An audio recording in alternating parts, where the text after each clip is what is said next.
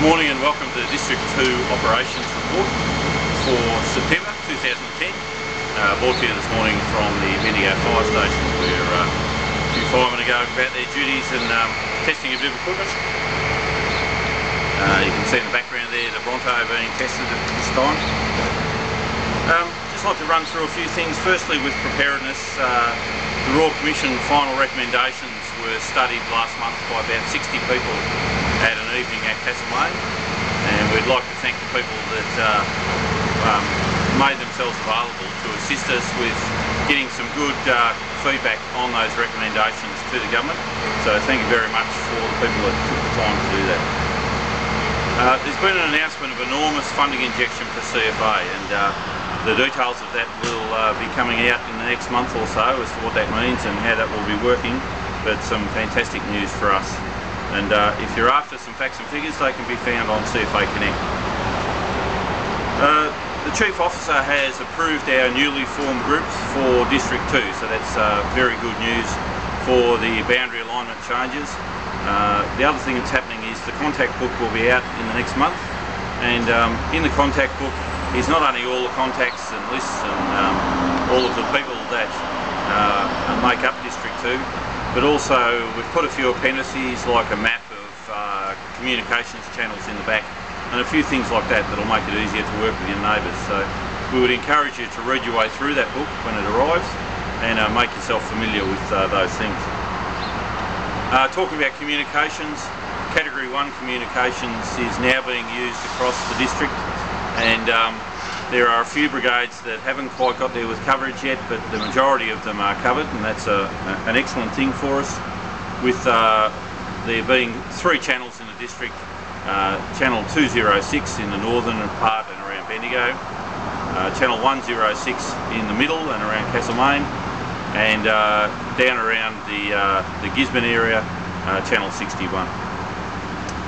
There are some pager changes will be occurring over the coming months, and this month no exception. On September the 5th there will be a change to pages in several of the groups that have come into District 2, and there will be some pager updates. So we'll ask people to make sure that you've got batteries in and the pages are in a good position to make sure they pick up the signal for that.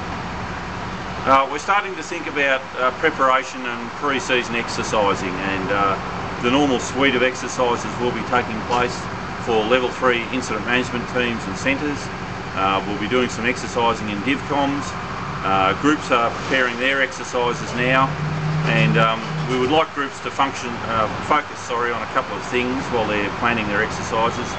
One is the information flow from the fireground, and the other is getting information in a package that can be delivered to the public so that they know what's going on. So we'd ask you to focus on those things.